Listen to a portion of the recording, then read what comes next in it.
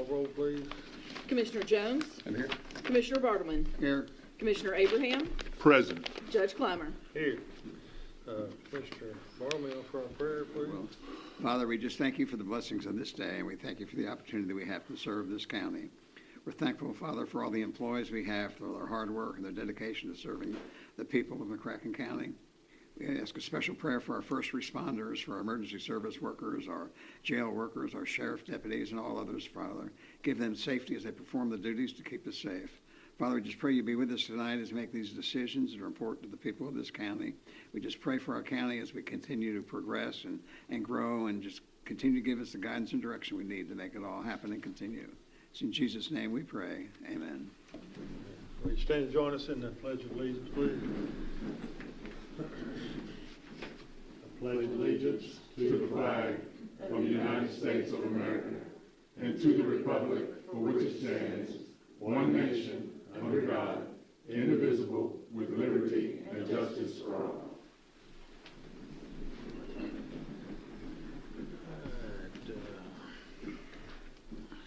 The consent agenda. It is ordered to approve the consent agenda for February 9th, 2026, McCracken County Fiscal Court. Motion. Second. Any discussion? All in favor, aye. Aye. Aye. Opposed, no.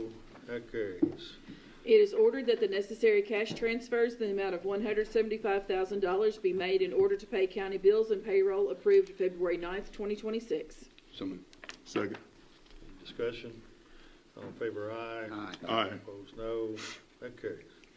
It is ordered to approve the voucher claims register from January 26th, 2026 to February 9th, 2026 to show county bills in the amount of $498,879.36 were paid. So moved. Second.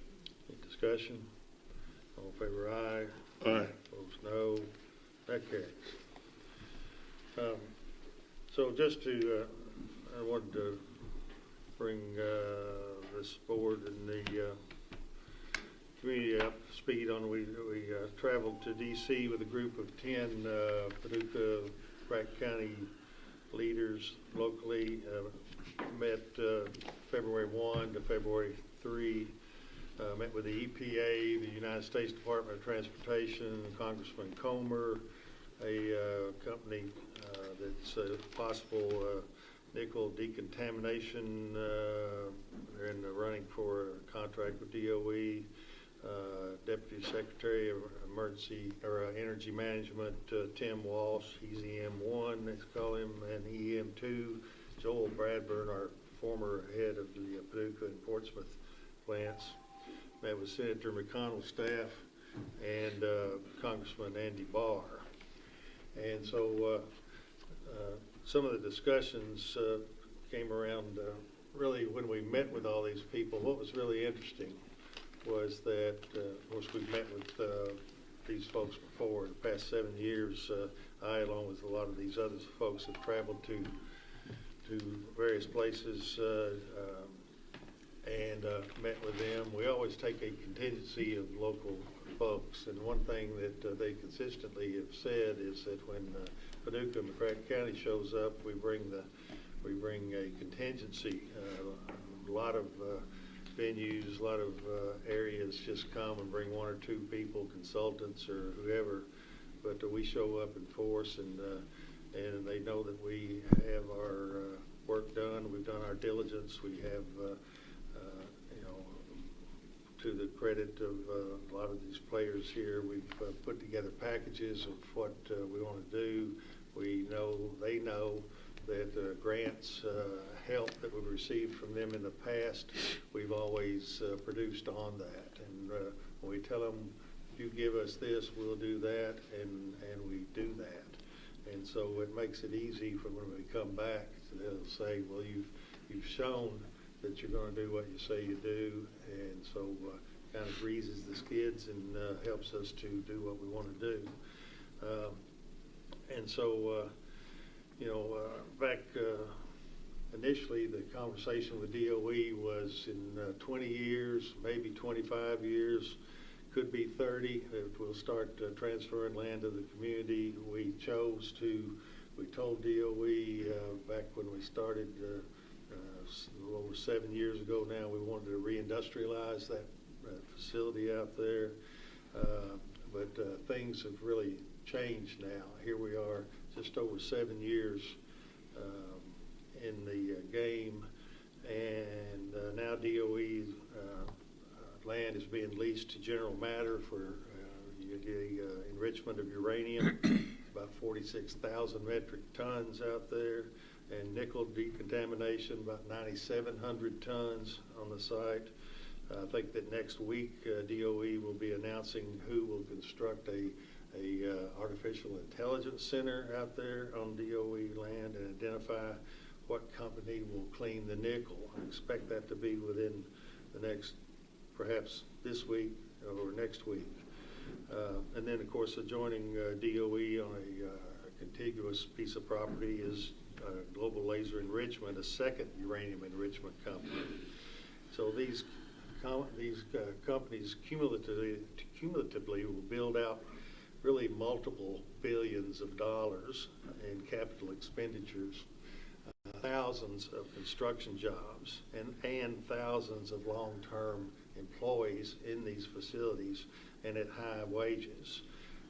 The AI Center alone is expected to require thousands of construction workers, perhaps 4,000 to 5,000 over a several-year period to build. Those construction workers plus the long-term employees are going to require housing. It's estimated we're going to need 4,000 new housing units in this community, either McCracken or the surrounding counties here in a close proximity to this work. New housing units anywhere from RV parks to mobile homes to small-size homes to large homes. The land and the home developers will be engaged. The sum total of this construction, long-term jobs, capital expenditure, added homes, indirect business and supportive stores, fuel stations, retail will really be generational change for our community. I don't know what words really you could use that would be overstating the case. It's just going to really be staggering, in my opinion. It's not millions of dollars that are coming in buildings and growth. It's billions of dollars, and all generating a new, never-before-seen tax revenue into our community. And so as this revenue comes into our community in the next few years, we can dramatically lower the taxes on our residents as that revenue comes from growth and would not need to come from our citizens. We wanted more high-paying jobs, and here they come. It's in the thousands. We wanted lower taxes, and so we'll start tonight and later in our agenda by taking a step toward lowering the insurance tax that we created back some time ago, really as a life raft to keep us afloat during a time when our financial picture was, let's say, modest. Maybe you could say poor. We even at that point when we came to office 7 years ago, we were broke. Yeah, you could say that. So we had to start cutting some services. We never got to where we had to lay people off, but I can tell you that there was discussions. And so now we're seeing that this is coming. We're going to take the small step of looking at this insurance tax that we created to try to keep us afloat and see that we can, I believe we will agree that we can cut back on that and move forward with this new nuclear development coming in with a high-wage, high-skilled, challenging and rewarding work that will really keep our children here in this community. We won't have to export our kids out to other places to have high-wage, family-sustaining positions that they can be proud of in this community. And so we've been working for years really to just see if we can get a piece of this pie, and now we're here. And I and many others have traveled, some of you with us, to our state, federal partners, We've traveled to D.C., we traveled to Washington State, New Mexico, Arizona, Ohio, Tennessee. We're heavily engaged in the nuclear scene with this group called Energy Communities Alliance. I'm going to Arizona soon for the Waste Management Conference, Nuclear Waste Management. I've got to know these people, and they know me. I was fortunate to get to moderate a panel there last year, and so we're just on a roll. It's really just unbelievable, and what a momentum we have. It's why Kentucky Senate President Stivers called us in the summer the next boom town in Kentucky, and it's why our congressman labeled us a coming energy juggernaut, because that facility out there, that community out there is going to be a massive energy producer. Nuclear is undoubtedly the energy of the future. It's clean, it's safe, it's renewable, and because we have enough uranium in McCracken County sitting on a parking lot at the DOE facility to provide the needs for uranium, for nuclear fuel for decades to come, I'm confident that in a few years from now we will see not one but multiple nuclear reactors on that site, providing safe, clean, renewable energy at low rates for us all. It's just truly miraculous. When I say these things, I know them to be true. I see the people's kind of blank stares, and that sounds too good to be true. Well, it is true, and I tell you, I don't know why God's smiling down on us like He is, but we're just going to smile back and be thankful, and we're just set for great growth and great prosperity in this community. And to me, the biggest part of it may be the piece that we'll play in making stronger the United States of America right here in McCracken County, and if not global, as we produce this uranium and provide all this wealth and this benefit to not just our community, the surrounding counties. I meet with them, talk with them. It's a group effort, and just so grateful for everything that's happened, and we've had a strong hand in helping with all that, and so that's sort of the state of the county. If y'all want to have anything to say about any of that now, you want to do Judge, it? I want to comment too. A lot of these projects have really been on the books for us. A reporter for the Paducah Sun for 39 years. We wrote about the nickel issue, and we wrote about the tails that are out there to be reprocessed into uranium. They've been talked about for years, but nothing was ever done about it. And I think the first thing that happened was probably a change in administrations and federal officials who kind of opened the door to make some of these things happen.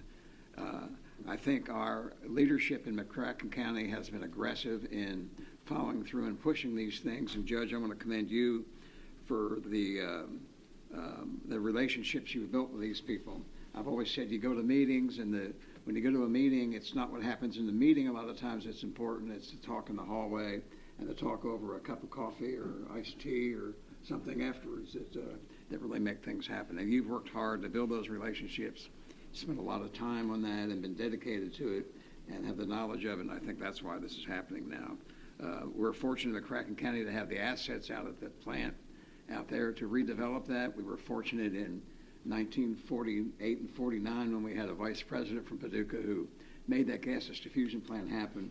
And we're fortunate now that we still have that, and although we thought it was a boondoggle and that it was going to be a detriment to the community, it's now a positive to the community. And again, I can't emphasize how much that the relationships that you and others have built are really making this happen, because again, we couldn't make it happen through emails and phone calls. We made it happen because of personal relationships and getting to know these people to make the decisions on a first-name basis. I want to compliment you, Judge, for the leadership you've provided to make this happen. Thank you. Appreciate that. Anybody else? Well, I would just say we talked about nickel quite a bit, and the federal administration has placed a lot of emphasis on the rare earth elements, and nickel is one of those that is not in supply. So it's actually it's about 10,000 tons in ingot form, and it's about 8,000 tons in still kind of in barrier form. So it's 18,000 tons of nickel. And when you don't have anything to do later tonight, look up the price of nickel and see what 18,000 tons is worth. And last time I did it, it was about $300 million. Now, that property still belongs to the United States of America. It doesn't belong to McCracken County. But we did talk to 2 companies that are proposing to DOE to refine that nickel, and both of those companies were expressing interest, at this stage at least, of partnering with the community and understanding that there's been a lot of McCracken County effort, blood, sweat, tears, and life that have gone into what happened out there, and they seem to recognize that. So hopefully they'll remember that on the back end. Yeah, I look at this whole turn of events, and I don't know. I guess I'm a pretty competitive guy, and my comment is, why not us? A lot of things you guys have talked about, how we've put blood, sweat, and tears into this community, and the opportunities that's been here. With the current administration coming in and talking about how our nation should be energy independent, that kind of got the ball rolling in a lot of mental conversations. And then you look across the country, well, where might be a great place to start doing this kind of thing? Oh, well, look at Western Kentucky, McCracken County. Yeah, those guys got a crazy talented workforce. They know the outlay of the land. They got strong leadership. Like the judge said, I mean, we go to Frankfurt, and I've made that trip to D.C. several times with our #1 chamber in the United States. That carries a lot of weight. So it's almost like someone handing you a set of car keys to a '57 Chevy that runs like a top, and our job is not to mess that up, right? So the opportunity is coming, and I think we have the individuals where they need to be to make sure that we appreciate what's going on. Like I said, we got a tremendous workforce, skilled labor. So it's a really great time to be here right now at this moment in McCracken County. Thank you. All right, let's see. We have Sprocket, one of our wins. Monica, you want to tell us what's going on? John? Oh, you have a handout. What a surprise. So shocked. Thank you, Monica. Yes, thank you. Got Inez there smiling right on the front of it. Yeah, we got all the famous people. And I want to introduce Inez Hutchins, our board chair and entrepreneur extraordinaire. You know, she made the, I'm going to lose, not ink. Yeah, no, you were the 500. Yes. So she went to Washington, testified as a top SBA. I mean, yeah, we've got the goods. They're all here. So it's wonderful to be here, and feels a little awkward, as you know, for me to come toot my horn. And I have to say something to you all, and I knew, but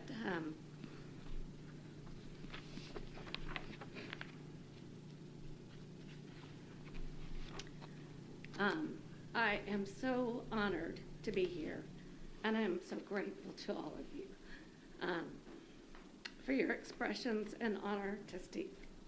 So I just needed to let you know you're all here, and I wanted to tell you it takes me back to the reason we do this work and why we love it. And, we can dress it up in fancy words. We can call it economic development or digital transformation. We love that. Job creation. But at its core, we do this because we love the people of this community and we love to serve them.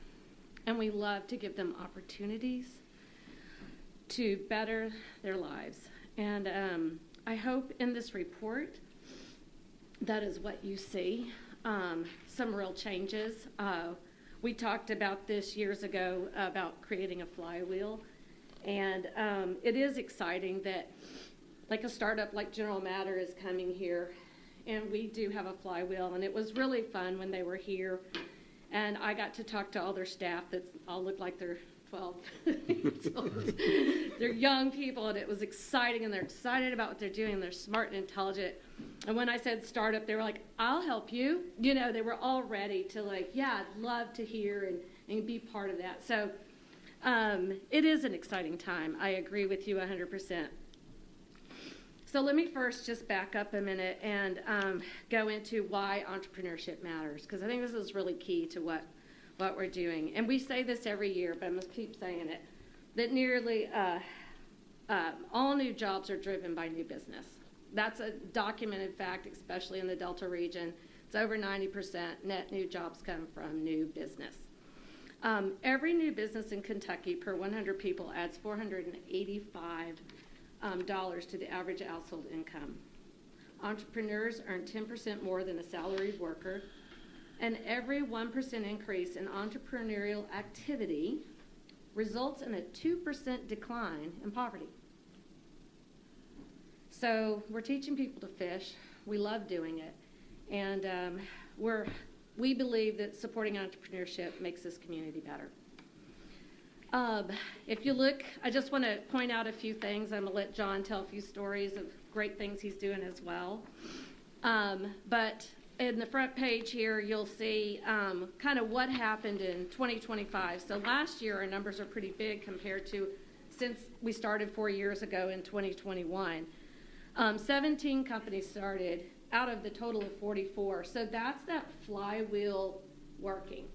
You can see a third of the money invested, is just in this last year. We're really seeing a third of the event attendees in the last year.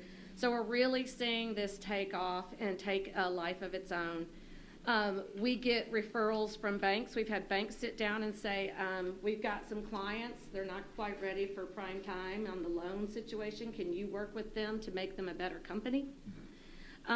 We get economic development organizations from all over the 22 counties that we serve with the state saying, hey, I've got a company. Can you come check these guys out and help them out? So we even have venture capital groups asking us to please review a company before they make an investment, which is also just a super testament to the fact that we put together something really, really good.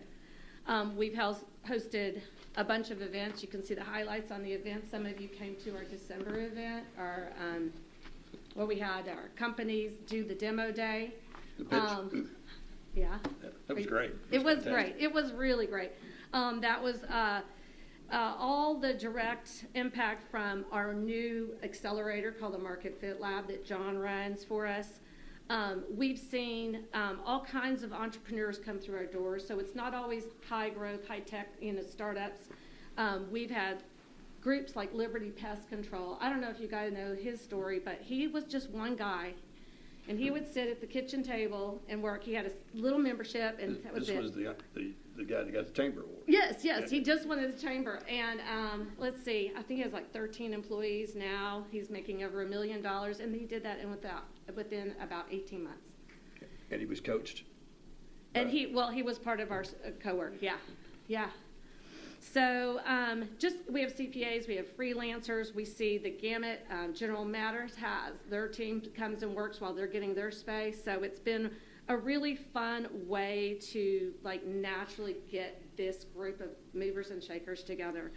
Our next 50K company, Swell, that was also at the demo day is working with the Kentucky State Police, and they're working with the Paducah Police. So we're really happy. They're expanding their first responders. What was their product? They do mental health for first responders. That's good. That's right. Yeah, yeah. So a lot of things are going on. You can check it out in here. We have on page right here with John's picture on it, you'll see.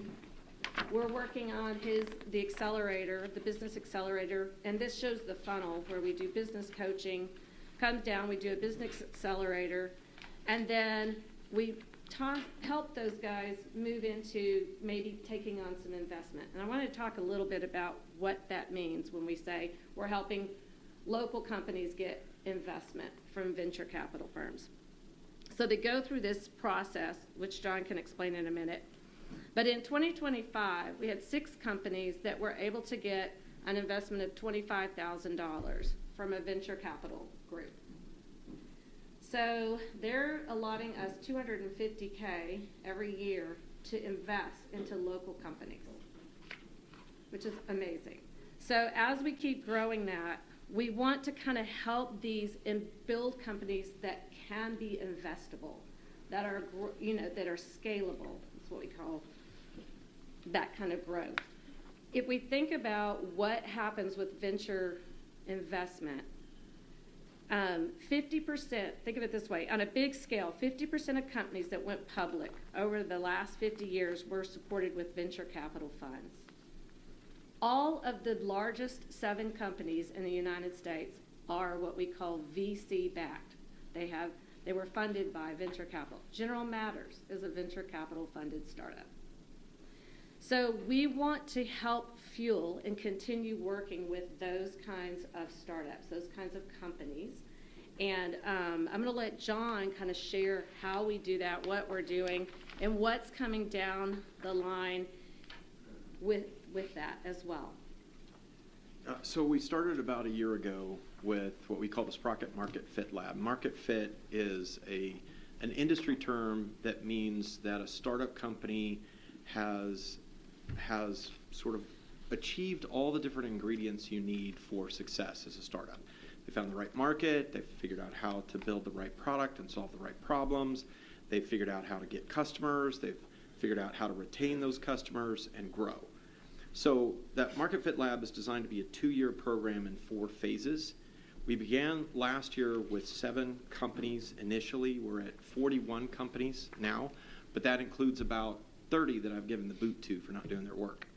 So that program is doing just phenomenally, way beyond what I thought it was going to do. How many made the passing grade?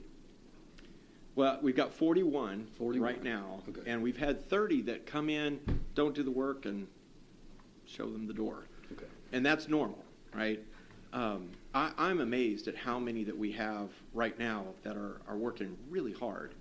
And one of the things that Monica mentioned was this $25,000 program of investment through Key Horse Capital. What they've done is they've put trust in us because they've seen our program, they see what kind of companies it's producing, and so they put that program in place so that when a company works its way through the program to the 3rd stage, if they need investment, they know that we won't graduate them to the 3rd phase unless they're ready and they look like a good investment. So, and that, $25,000 when you're talking about companies doesn't sound like a lot of money. It may be to an individual, but to a company, it's not a lot of money. But to a startup that is a small, maybe a single founder, maybe 2 founders, that $25,000 can mean the difference between actually moving forward and not moving forward and just going back to, doing whatever they were doing. It's a big deal. So, and we've got a number of companies that have taken advantage of that, taken advantage of other investment opportunities, or they're bootstrapping. They're doing it without investment. I would say probably about 12 to 14 of the companies in the program right now definitely have the possibility to be 8-figure-a-year businesses. These are not necessarily all just very small businesses. They have a lot of potential. So So that's been working. We continue to develop out that program. We've got multiple coaches in the program at this point, and it's doing really well. Every week now we have people contacting us, including from other places. We had a VC firm send us somebody that they wanted us to clean up that they had invested in and were having issues with. And so we tried to help them, but we understood why they were needing to be cleaned up. So what's coming? We want to do more than just serving, potential startups. By the way, startups are really risky, and what we're trying to do, 95% of all startups fail. And what a startup means is it's not just a new business. It's a business that is doing something new, something that hasn't been done before.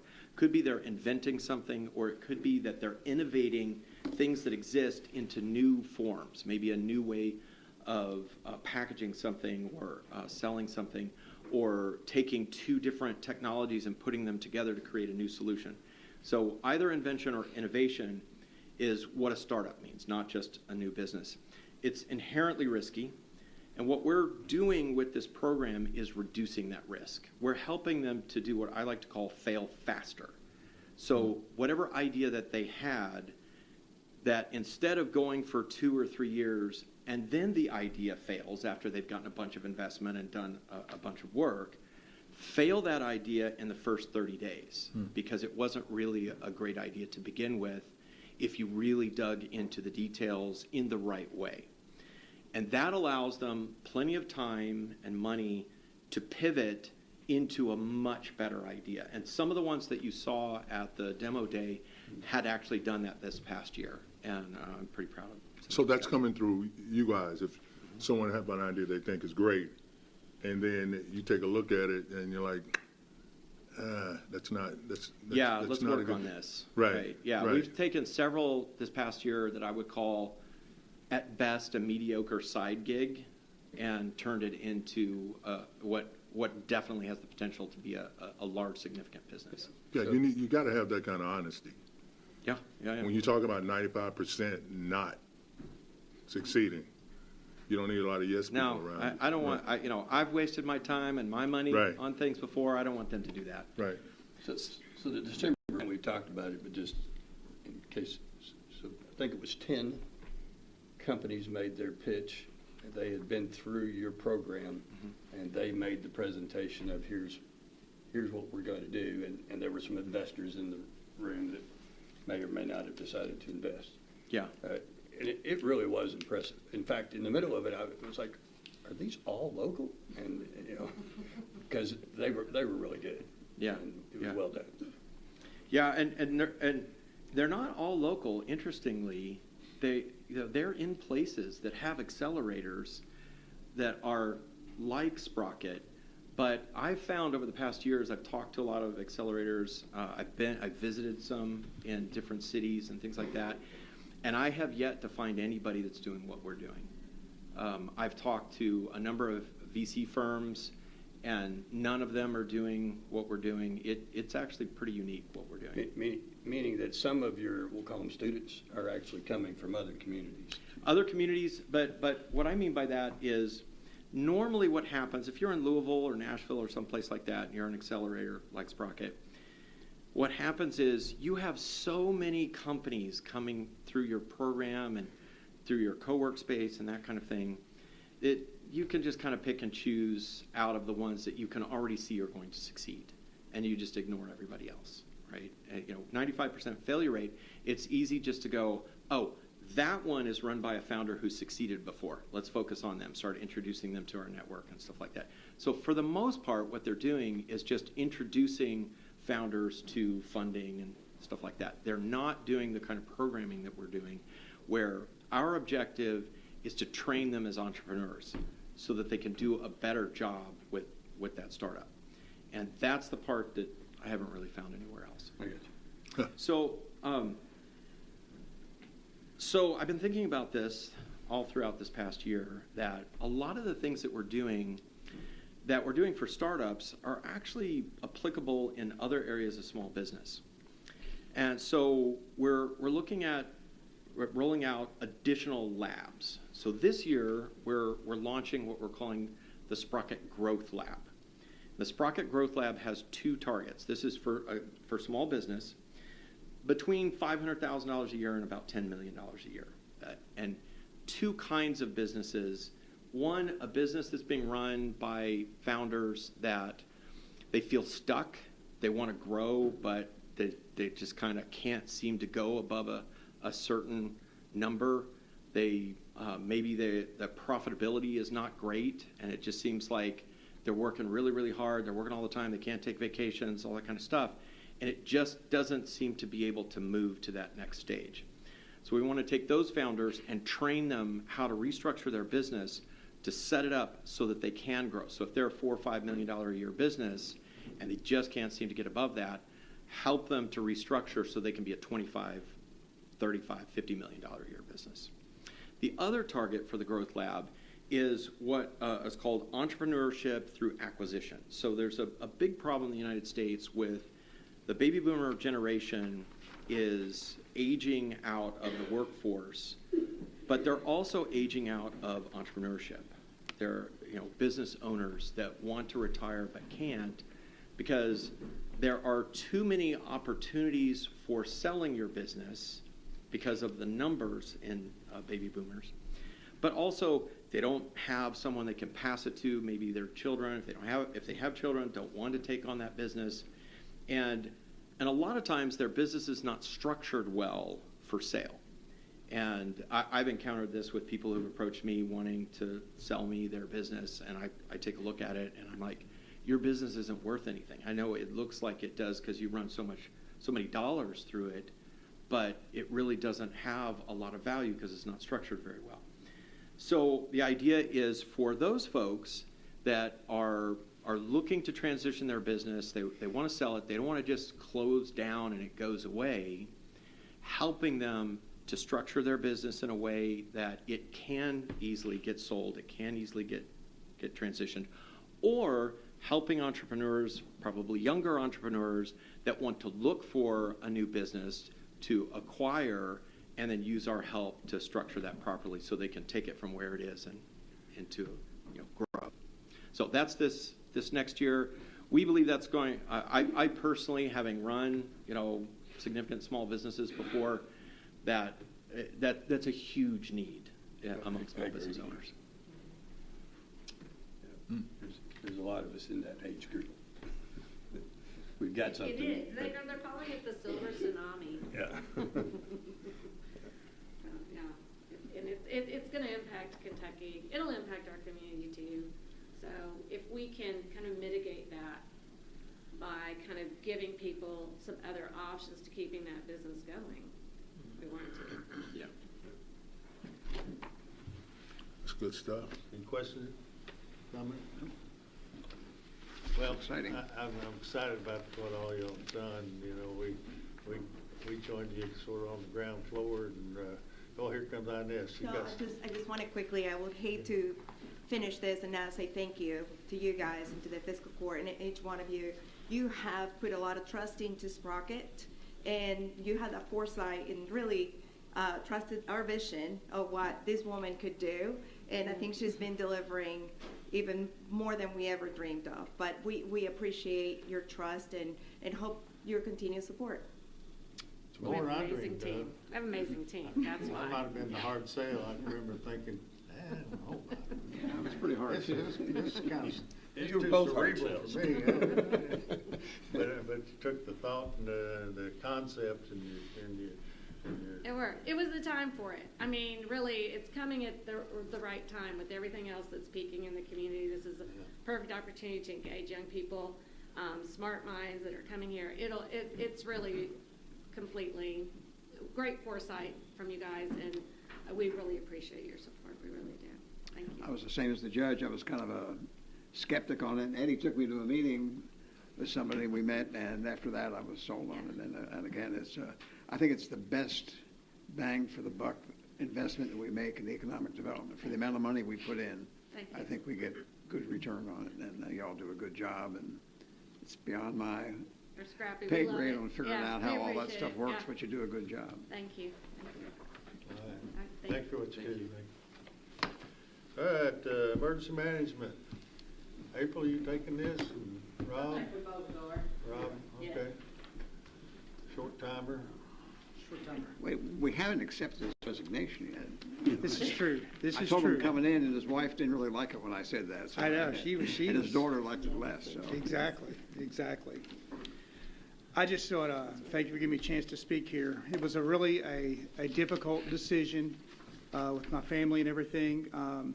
As you guys know, that I'll be joining the investigation branch of the Department of Criminal Justice Training in Richmond, Kentucky, and teaching classes up there to police officers and detectives up there. It was a really hard decision because this has been the best job I have ever had, and for a number of reasons.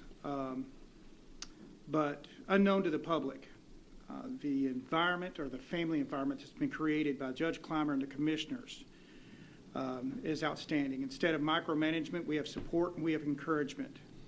Under your direction, the employees of McCracken County all work in unison for the safety and the betterment of our citizens. And I just want to thank each of you individually for allowing me just to be a part of it. I've worked in government for a long time. And like I said, this is the best job I have ever had.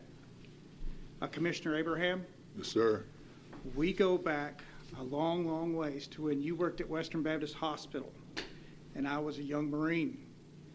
Our paths at the World is a Circle, we continued to cross paths and developed a good friendship, a great friendship. When you were a city commissioner, as I was a police officer, and then later on as the director of the Halfway House, I came to you for support, and you supported me when I needed to make necessary changes there. I couldn't have done what I did without you and your help and your friendship. Commissioner Bartleman, I remember being the center of my first press conference as a young detective. I could kick in doors, I could lock up murders all day long, but I was terrified from this reporter from the big old Courier Journal who sat there and started asking me questions. But you had mercy on me, and I remember that, and you stuck to your journalistic principles, but you still had mercy on me. I always respected you for that. I got to work with you side by side and hand in hand during the Fremont tornado. I saw your devotion to the citizens of this county and your devotion to the employees of McCracken County and the first responders we had. And I want you to know, sir, that I hear your prayers every time. And I know God does too, and I appreciate that. Commissioner Jones, we got to know each other back when my 28-year-old son was 9 years old. We were going through the adoption process, and you were the guardian ad litem. You didn't care if I was a police officer, the governor, or the president of the United States. You were there to protect my son's best interest. And by God, that's what you did, and that's all you did. I was impressed with the zeal and the passion that you showed doing your job. Later on, when I adopted my daughter, we didn't see that same type of zeal and that same type of passion that you put forth. I knew that my son was taken care of because he was in your hands. I respected you more as the years passed, even when you were grilling me on the stand in federal court. You've taken care of my families in ways that I'm not even allowed to speak about. You are a man of integrity who I'm lucky to call a friend. Deputy Judge Executive Erden, we go way back to the city where we cut our teeth. And again, like the world is a circle, our paths cross again here in the county. I'll never forget those days that we got to play golf and that we got to play golf with Doolittle. It was a really special time. And even though it's been a short time, I've enjoyed being your subordinate. I appreciate the confidence you've put in me, your advice, and your guidance. And I've already scouted out good golf courses in the Richmond and Lexington area, so I expect a phone call when you're up that way.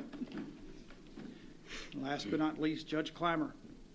My first experience with you was as a rookie police officer in 1994 in traffic court. I was scared to death. I was sweating profusely. I was wearing that uniform with that vest and still wasn't even comfortable. I said everything wrong. I stuttered. I lost my train of thought. And you told me to sit there and just read my citation.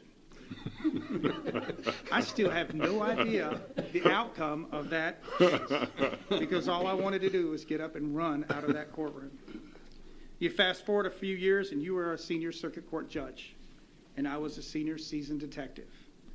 You admonished me more than once for bantering with defense attorneys. And then in your chambers, you told me you should not enjoy testifying so much. And I did. It was a lot of fun. Working for you these past 5 years have been a joy.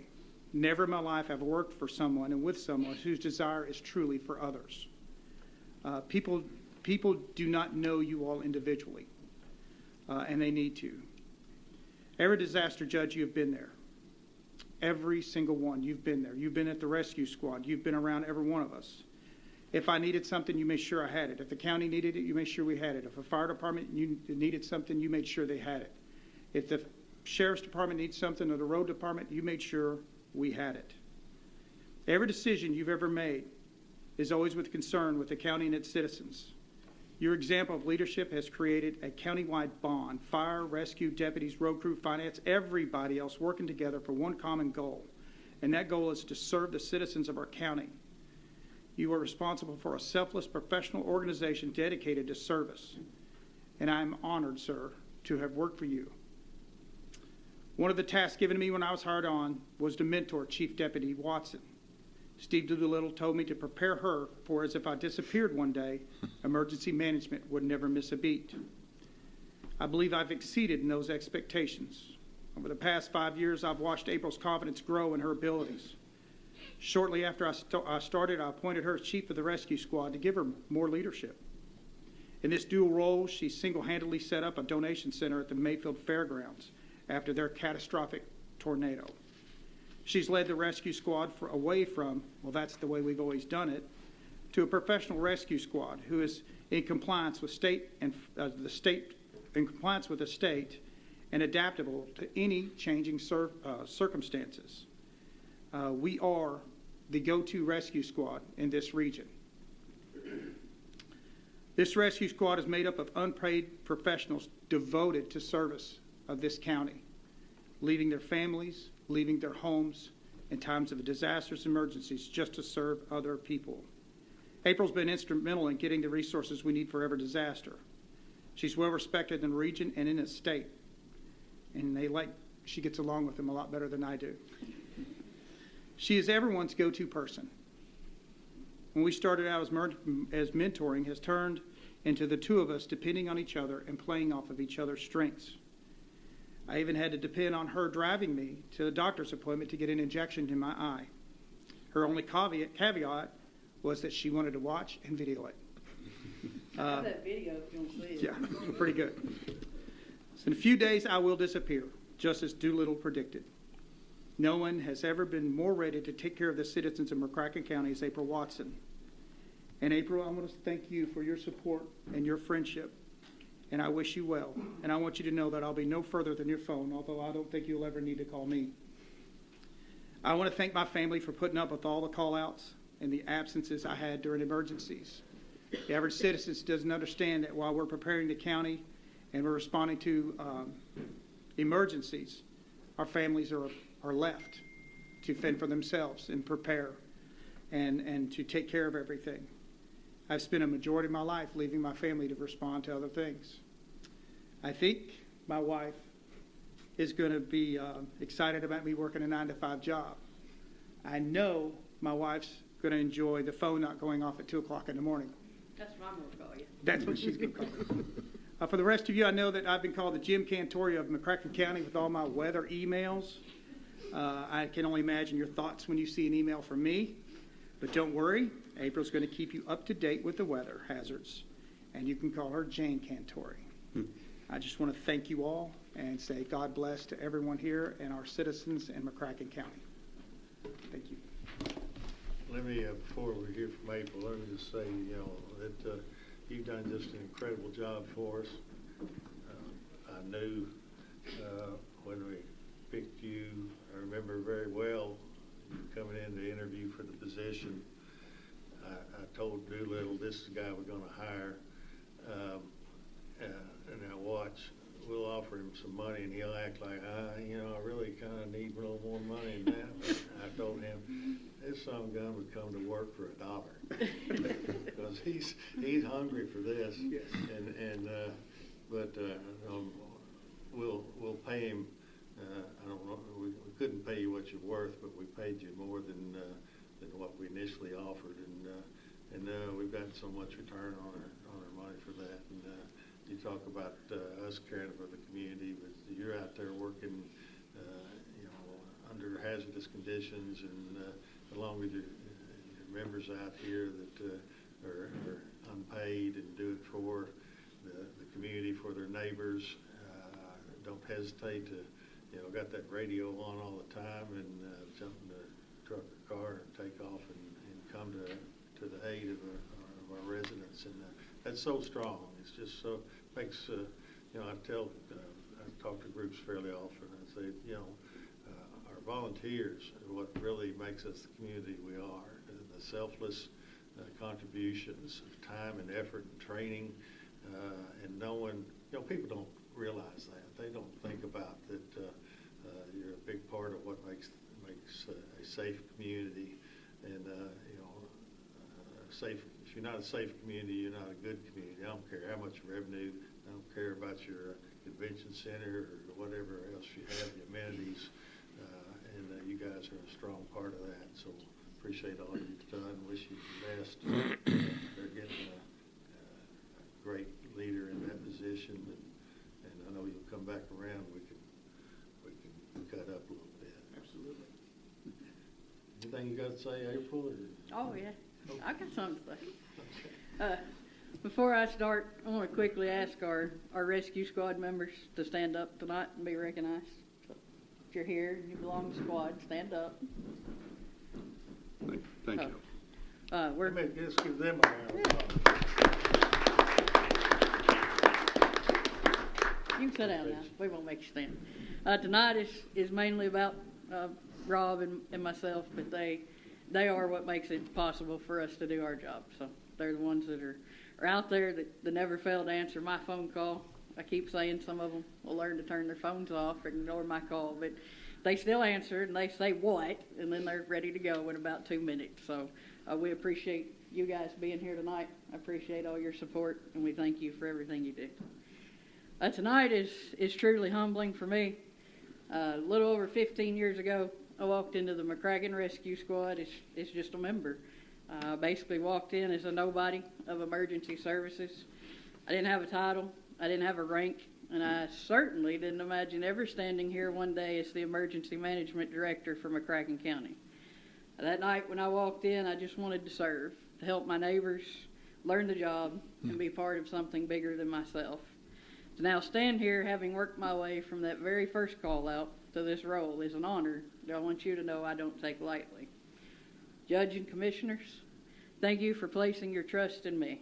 Thank you for your leadership, your vision for McCracken County, and for giving me this opportunity.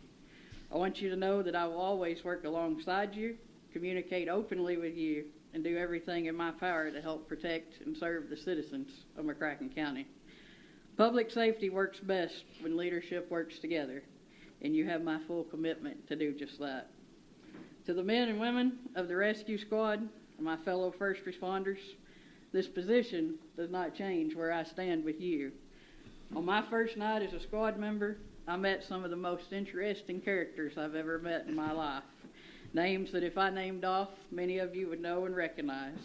And some of those characters are still sitting behind me tonight. You became a part of my family that I didn't know I was looking for, but I will always cherish. I will always work for you. My door will always be open. My phone will always be on. And if you need help, advocacy, or support, I will be there. And while I may have a new title, you can still expect me to be out in the field with you guys. Field operations have always been my passion, and that'll never change. So Jeremy, David, will still be taking those icy boat rides together.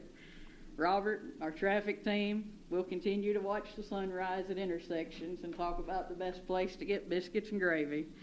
And Trevor, if an airplane goes missing, we're still going to track that beacon all around this county together. And that you can guarantee won't change. As we look to the future, I'm excited about what's ahead for McCracken County. With new corporations, expanded infrastructure, and facilities like the Sportsplex coming in, we know that new challenges for the first responders will follow. So one of my goals as EM director is to position McCracken County as not only a county thing, but a regional hub for first responder training opportunities. A place where the firefighters, law enforcement, EMS, and emergency managers come to sharpen their skills, train together, and prepare for the realities of a growing and changing community. Preparedness today is how we protect tomorrow. I want to take just a moment to reflect on some of the leadership that has helped shape me to where I am today. For the last 5 years, I've had the privilege, most days we would call it a privilege, of working closely with Rob. Rob, you and I could not be more different. And anyone who knows us knows that's true. But it's been a gift. What a gift it has been to learn from you. Your take charge, see it from 30,000 feet above, play chess, not checkers approach, and your steady leadership have left a lasting mark on me and on our organization. I'm grateful for your mentorship and your friendship, and I wish you nothing but the best in whatever comes next. Before that, I served under Jerome Mansfield. And if you went from Jerome to Rob, you went from daylight to dark, but it was fun. Maybe. You can pick. Jerome taught me calmness, intentional listening, and compassion. The leadership styles between Jerome and Rob may be different, but the lessons from both have shaped the leader I am today, and I'm thankful for every one of those lessons. Tonight, I would be amiss if I didn't pay special tribute to a person who's near and dear to all of our hearts, and that's Steve Doolittle. Early in my career, when I was still figuring things out, me and Steve had what he called counseling sessions. Steve was patient with me. He took the time to teach, to guide, and he led us all by example. I'll never forget the day he told me he had no doubt that I would be a career employee here and that I would find myself serving as the emergency management director. At the time he told me that, I don't think I really believed it, and I don't think I believed him. But he did, and he believed in me. And I wish more than anything that Steve was here tonight to see this moment come full circle. But his leadership lessons live on in the way I serve, and I carry them with me every day. To my family, thank you for your unending support. Thank you for the late nights, the interrupted holidays, the missed plans. We've solved tornadoes and prepared for flooding from condos in Gulf Shores, Alabama. You've been present for conference calls with the governor and the judge, and you've put up with ringtones and radios and tones at every meal we've ever had together. I thank you for your constant understanding of what this calling requires, and I could not do this without you. Now I'll close with this. Public service, while it centers around titles, position, and ranks, it's not really about titles or positions at all. It's about responsibility, trust, and showing up when it matters most. As someone once said, the best way to find yourself is to lose yourself in the service of others. That is the standard I promise to live by. Thank you to my friends, family, fellow responders, and this community for all the years of support, encouragement, and friendship. And it will be the honor of a lifetime to serve McCracken County as your EM director. Thank you.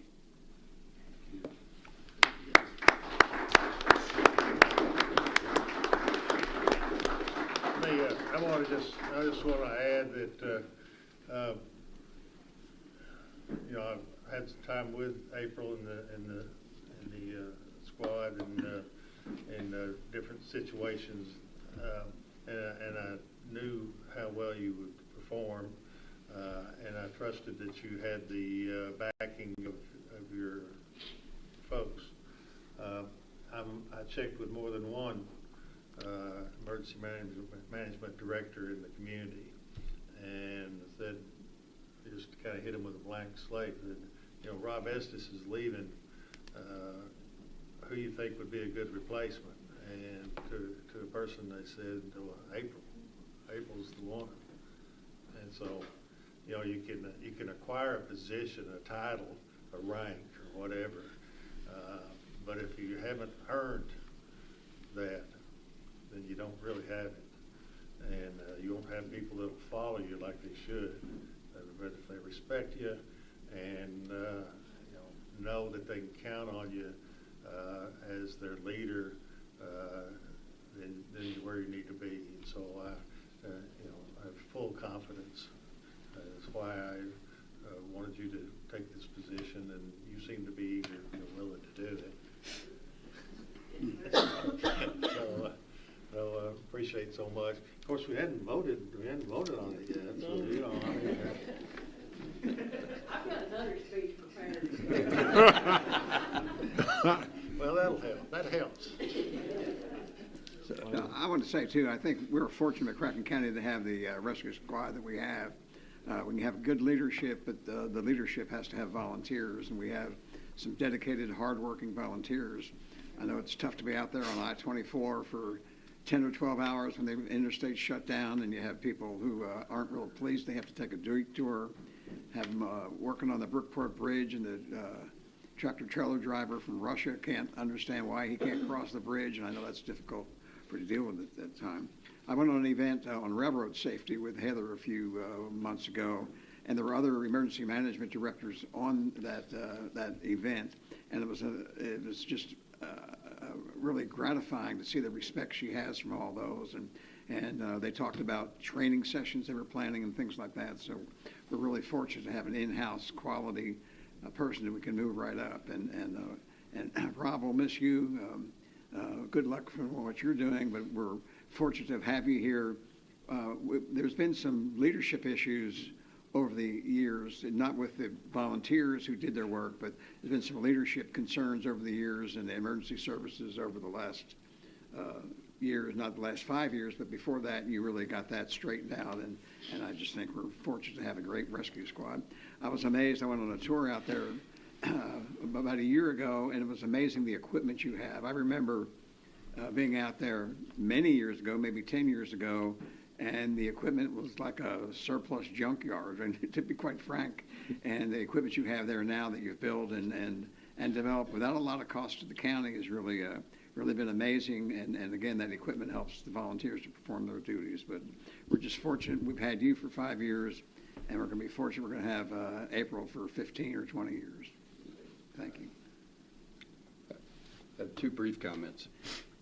I was out at the offices today, and I was told as I got in that I just passed FEMA as I was walking in. And I think that means something. That says something. If you're watching national news and sometimes local officials don't see FEMA or don't have a relationship with FEMA, and that means a lot. You know, as I sit on the fiscal court, FEMA is the backbone of what we're going to use to pay for a true crisis. And so it is, it's quite comforting to know that and to see that relationship with FEMA today. And Rob, we're going to miss you. I was telling your kids before, this is a big deal. To be one of the police officers in our state asked to teach at a professor level of how to be a good police officer. That's an honor. Congratulations. Anything else? Just a little bit. You can't rise above leadership, and I've known Rob since the Batman Robin days. And I truly believe that an individual will do their best to leave a situation, a business, a company, whatever, better than when they found it. And some of the things you mentioned when you were at the podium about when I was on the Board of Commissioners and some of the things that we were going through with some agencies, a couple of agencies here in town, and it was just terrible leadership. And then everybody was looking all surprised because the place was a dump. Like, this is not hard. We don't have the right people in leadership positions. And when you applied and got that job, I said, okay, watch the difference now. And you did a tremendous job and set an example for everybody that was paying attention. That's the way you do it. You don't, it's not a bullying thing. It's just a standard.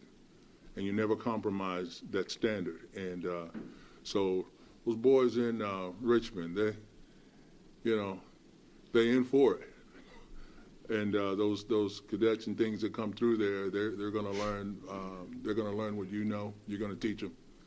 So appreciate y'all and the new incoming director. Can't wait. Can't wait. All right, let's see, we have code enforcement. Can't follow that. I know that.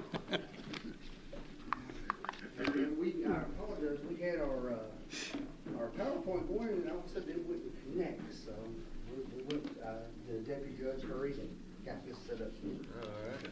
Thank you, Eric. Thank you, sir.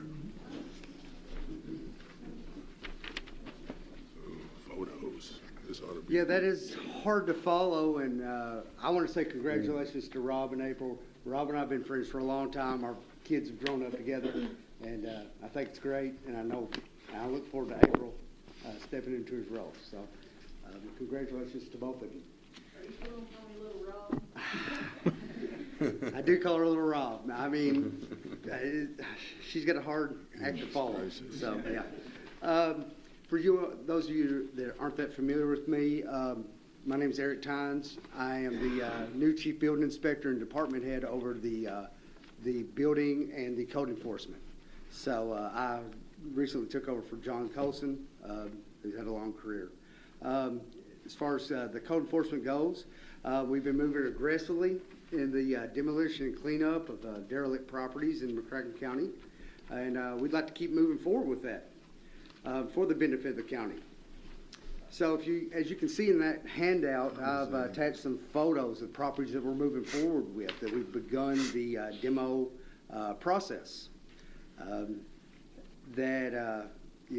Danny Walker, who's been doing this for a while, has singled those out, and we'd like to move forward with those properties. Then I believe on page 7 and 8, we see I've listed what we're paying our contractors as far as to tear down these properties and to clean them out. They range anywhere between a couple $1,000s to $8,000. We recently did a whole trailer park for $25,000. Where was that? Was that in Farley area? Yes. Yes, sir, it was. So the ranges, it depends on if it's a basic tear down or how much debris is inside there. So I've just listed on there a general breakdown of what we've been paying from the highest to the lowest.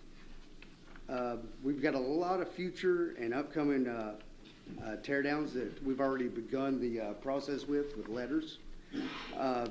We also have a lot of future cleanups. I think right now we have down the pipe 33 cleanup properties that are we've begun the process with. On down the line, I have photos of the ones that we're targeting there. I think from page 10 to 15 we have those on there in your handout. So those will range anywhere from $500, which I think of the 30 some odd we have coming up, 20 of them are in the $500 range. Then we jump, the next 10 would be $1,000 each. So we'll range anywhere between $5,000 and $8,000 just to mow the grass and for trash disposal, tire removal. Have we obtained title to any properties yet? I know that's. Danny? No, not yet. Have y'all been working on some portfolio properties? We've gotten payments from the master commissioner for raising up the sale, but we haven't initiated foreclosure from the county yet. Okay, but we're filing liens on these properties. Yes, yes, sir, we are. It's not Commissioner Jones's BMW beside this. Let me see. Yeah, Like, is that What a is Beamer? that? That looks like a nice looking 500 It's series 13. BMW. That's a Mercedes, isn't it? That's a Mercedes. Dave made- no, Dave that made- looks like mine. yeah, doesn't it? That's a Mercedes. No, you're right. That's Believe kind it or of. not, people actually live there. There's a couple of mobile homes there. Really? Doesn't even have a door on it, does it? Yeah. Well, you can tell that picture of that BMW, they've strategically put things around it so it can't get towed off. That property there is actually in foreclosure with kind of. I bet that car is too. Yeah, I'm sure it is. Is in foreclosure, so we're in a little bit of a stalemate with the cleanup on that one right now, but, yeah, some of them are pretty bad, and then there's a few examples of the, houses that obviously are demolished, are, caving in and, derelict, safety hazards, hazardous building, keep kids and vagrants out of, and then, that need to be addressed. Some of them, we try to get those that have high visibility, but there are others that you can see now in the wintertime. Weeds are gone and they're there, and they're not real, not a safe place to have in a neighborhood for various reasons. And I don't want it to sound like I want the county to obtain title to all these properties, because we probably don't want title to all the properties. Don't want to have to mow the yard. But some of them, it's probably in the best interest of the community. That's what we've been moving forward with discussions and trying to move forward with that. That's, yes, that has been, Danny and I have had many discussions about that, trying to move forward with that process. Try whether to have Cade and the legal department, county attorney go ahead and foreclose on the properties, or, we'll probably have more. It's not it's an investment from a visual aspect of it, and the raising up, increasing the property values, like I've told Eric several times, and also, we're for the neighbor, right? So sometimes we'll may have to spend $7,000 or $8,000 tearing the house down, but the property's only worth 10, 12, if vacant, if that much. But it's an investment in the county and cleaning up that particular neighborhood that it may be in. That area out in Farley, Vassar, I mean, it's kind of hard to look at it. There's you run across a nice house, and then you run across some lots that are not being kept. And thank you for particularly addressing that trailer park. Yes. Several of these properties, I mean, I just put some names in there, but we can interchange them with Farley or West Dick, or there's even a few. I agree. I'm not just picking on Farley, but I'm identifying Farley as a place where that's where infrastructure already exists. And if we can start obtaining title to property in Farley, I think we heard a report earlier in the meeting that we're going to need places for people to live. Yeah. And I think if we invest in that area, I think opportunity exists. And well, and one of the interests there is where Eric mentioned the demolition of the trailer park. I think there's quite a substantial piece of property there that holds some potential for some type of development of some kind. That if we obtained. 20 years ago, we were talking about Fountain Avenue in the same phrase. Right. So now we're pretty proud of Fountain Avenue.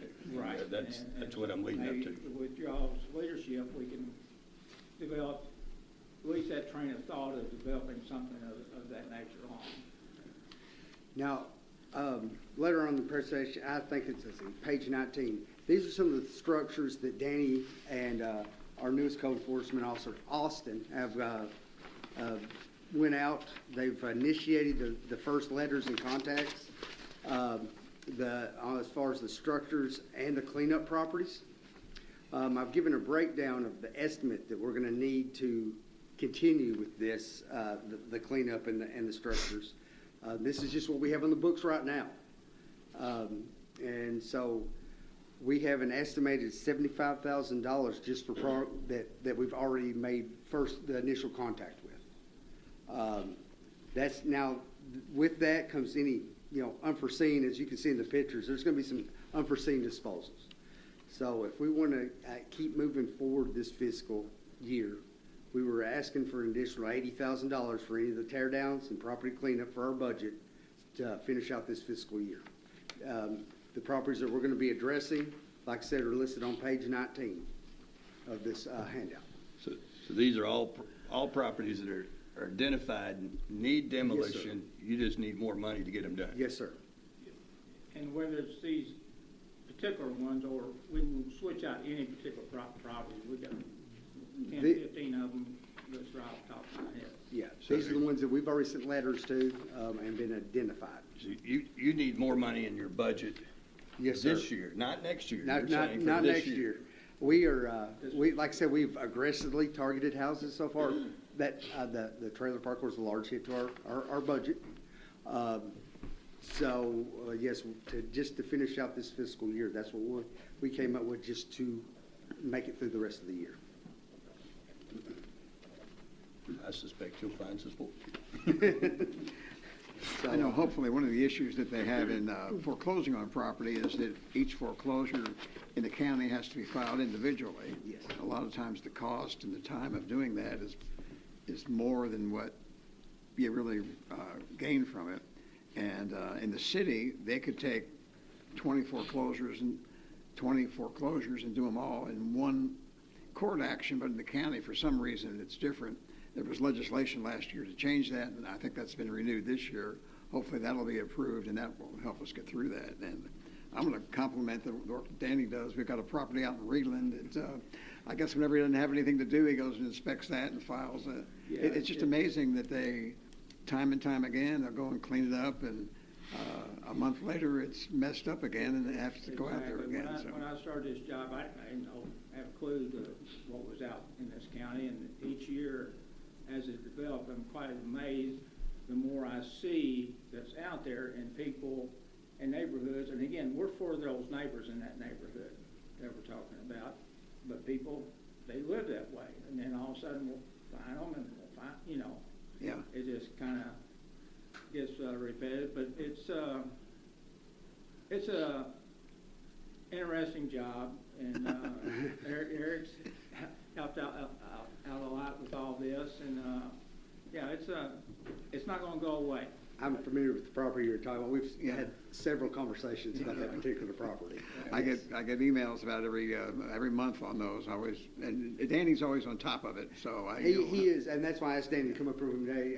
There's no more experienced code enforcement officer than Danny. So every time you call him, he already knows about it. He's already working on it. So we can't be everywhere. It's obviously a big county, and even with Austin, he's training. He picked up a couple of cases today. But we've been upon the neighbors to give us some feedback, and now we're going to be approaching springtime, March, April, May, when grass and weeds and everything's going to be growing. And as you can see in one of those pictures where the grass is waist high, yes, somebody lives there. Yes. And no, they didn't mow their yard. And yes, issued a final order, hired a contractor. We went in there. That was before we mowed it, but even after we mowed it, the month or two, it was back knee high again. Yeah, so, I think it's page 10 is the property. They do live there. Yeah, well, and when I said take title, I certainly don't want to take title. I don't want the county to be taking title to a property that is actually occupied and somebody's trying to make it happen there, where as far as life. But those properties where it's just been abandoned and been left. Right. There's still the plenty of those out there, and that's where we've had some significant cleanups, in doing all that. Just a story of compassion. I know a gentleman in my district that y'all met and started talking to, and he just needed help. And yes, sir. and his church, his people came together, and Right. and y'all worked with them and gave that compassion for them to be able to help fix his problem. So. Right, and we're going to be working on our letter that we send out to the residents. There is some sort of violation or need, and hopefully they'll reach out to us a lot more, and we will work with somebody if they, as long as they try. That's the big thing, as long as they try. And there's other people that they don't try, they don't care. It's like Mr. Bartman's house in that one neighborhood. They don't try. But if they reach out, they need help, they need some guidance, they need more time, And if they get friends and family to help them, obviously we can't, provide any financial assistance from the county, but I can give them names of contractors and that type of thing. I think changing the procedure from being a criminal summons to a civil proceeding is what really helped to accelerate this and allow you to really go out and really make a difference, because when it gets tied up in court, they go to court and they said, yeah, we'll clean it up. The judge gives them, they'll clean it up enough to please somebody, and a month later it was messy again. So I think changing it from a criminal to civil proceeding was really... That does help, yes. Yeah. It does, it has helped. Anything else? Any questions, comments? Nope. All right. Thank you very much. Thank you very much. Appreciate it. I hate that we weren't able to do the video. I don't know that people would believe the condition of some of these homes. Ben, I'll give you this pack with these photos. Maybe you can make some use of them and make it, well, whatever. So, but the picture's worth 5,000 words or whatever. All right, we've got a board appointment. Madam Clerk. It is ordered that Frank Long is appointed to the Barclay Regional Airport Board for a 4-year term beginning February 13th, 2026 and ending February 12th, 2030. Motion. Second. Any discussion? This is Frank Long. I've never met Frank Long, but I've talked with you. He has an incredible resume. Obviously going to be a strong position in this board. And we appreciate people who are willing to devote their time and effort to the community. And Mr. Long, like I say, your resume was very impressive. I know we're going to get a lot of good input from you. Anything that you wanted to say? Thank you for the vote of confidence. I have lived in Anchorage for the last 20 years, where the airport is 20% of the economy. Not sure what that percentage is here, but I'm hoping that we can grow that and increase the airport service to the community. And just looking forward to it. I learned to fly about 40 years ago at the airport. Yeah. So Oh, really? I kind of feel like it's my second home. Well, thank you for willingness to help us. Thank you, sir. Thank you for coming tonight. Court orders. We need to get rolling. Yeah. Can we get a vote on that, We please, can sir? get a vote. I vote aye. Aye. All in favor, aye. Aye. Opposed, no. That carries. Okay. It is ordered to accept the resignation of Rob Estes, Emergency Management Director, effective February 13th, 2026. Motion. I'll second it. Have we gotten his stuff back, April? She's been packing it every day. I go down the inventory list. That's right. Some of it we may not want back, but.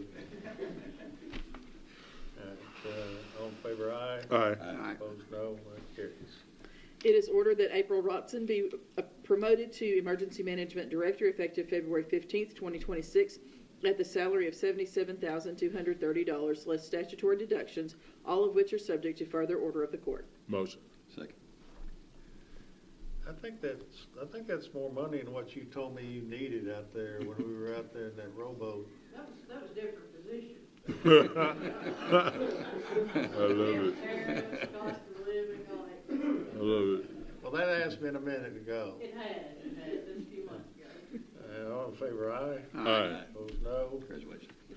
That carries. It is ordered that the treasurer is authorized to move $80,000 from 01-9200-999 contingent appropriations to 01-5115-435 building inspection property cleanup and 01-5115-515 building inspection dangerous house $40,000 each. Motion. Second. Any discussion? This takes care of the $80,000 they're asking for. Okay. Cool. All in favor, aye. Aye. Opposed, no. That carries. It is ordered that the judge executive is authorized to sign a 2-year contract with the Humane Society for contract with the first year total of $350,000 to be paid in 12 monthly installments of $29,167. Contract is for animal services related to the county's animal control department. Motion. So I will second that. I don't think that contract wasn't in our packet, was it? Well, is it not? Dean, is that in our packet? The new animal contract, the Humane Society contract does. Yeah.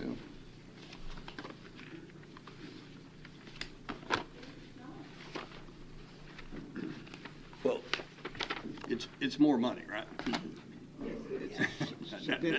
That's where I'm headed. Tell me why it's more money, and I assume I know, and it's probably to do with the 101 Dalmatians or something.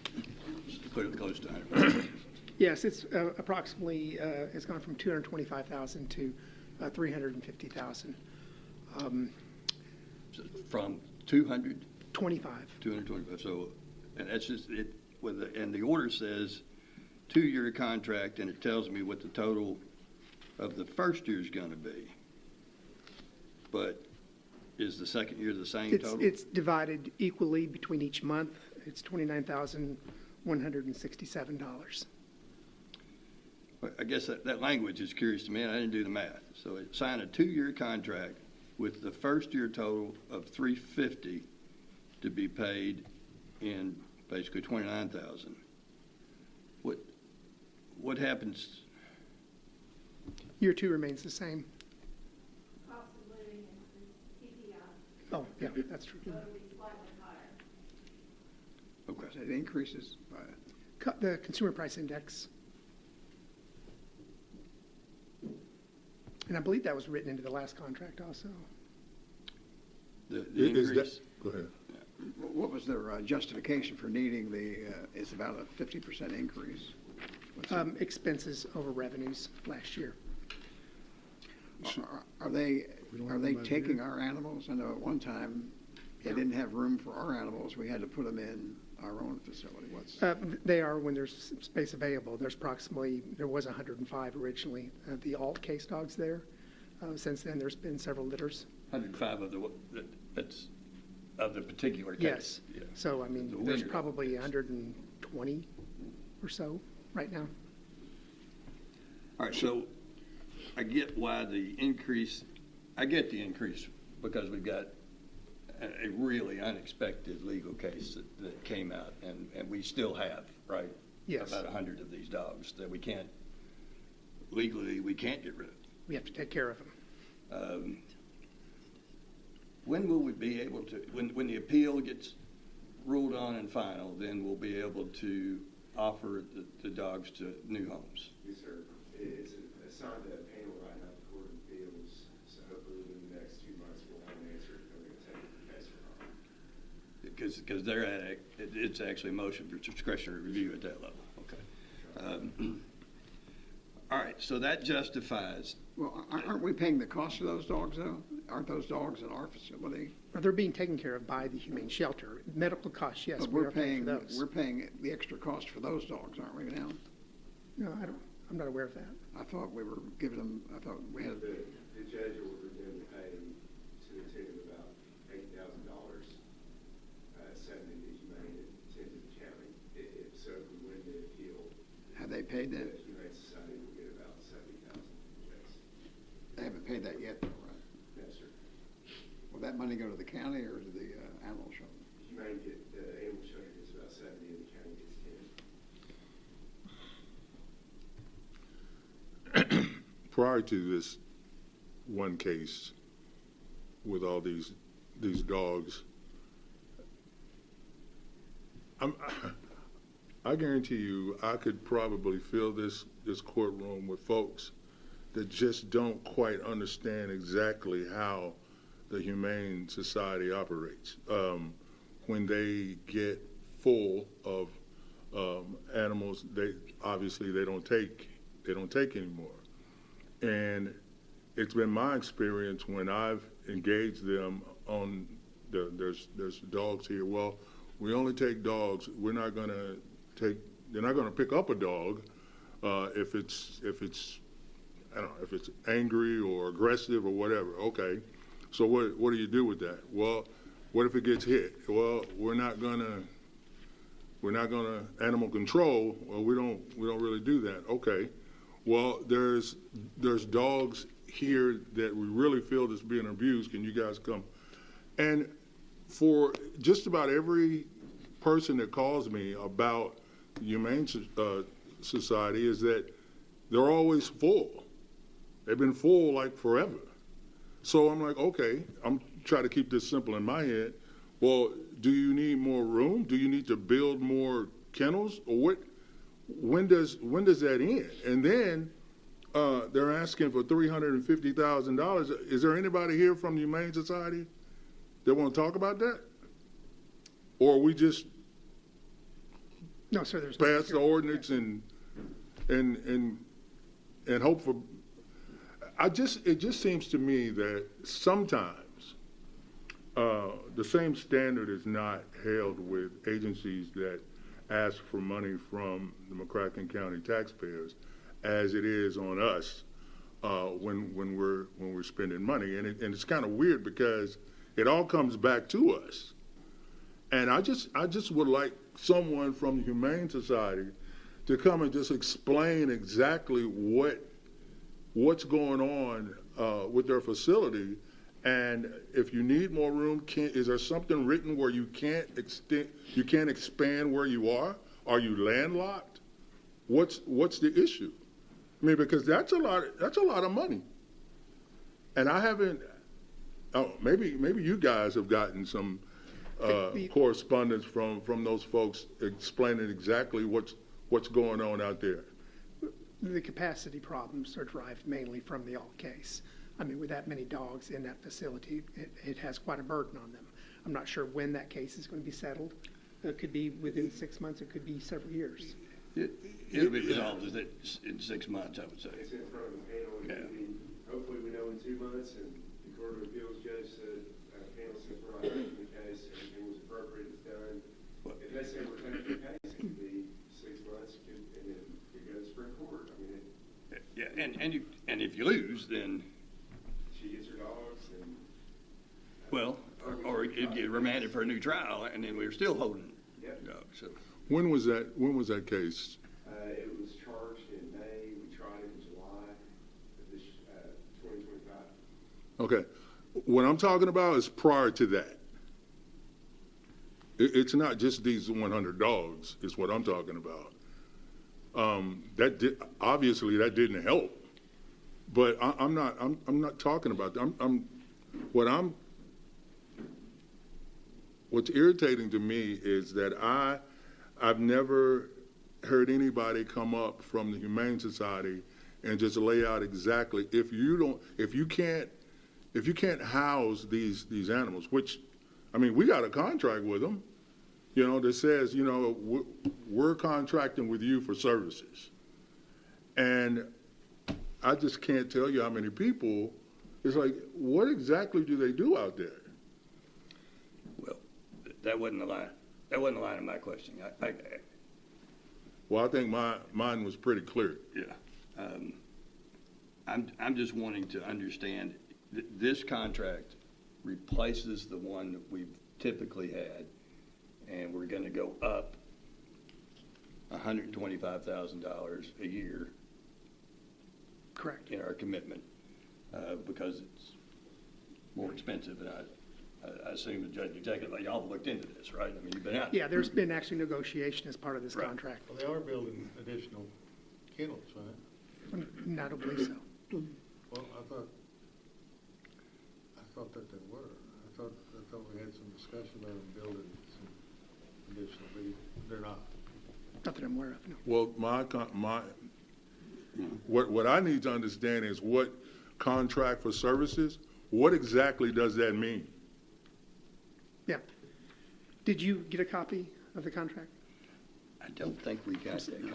Apologize about that. I thought you got it. And I would really appreciate if someone from the Humane Society came here and just talked about their facility, what they do out there, the challenges that they're facing.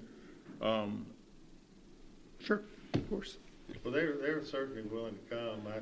We had so much on that we didn't put them on for this time, and we're still operating under the prior contract.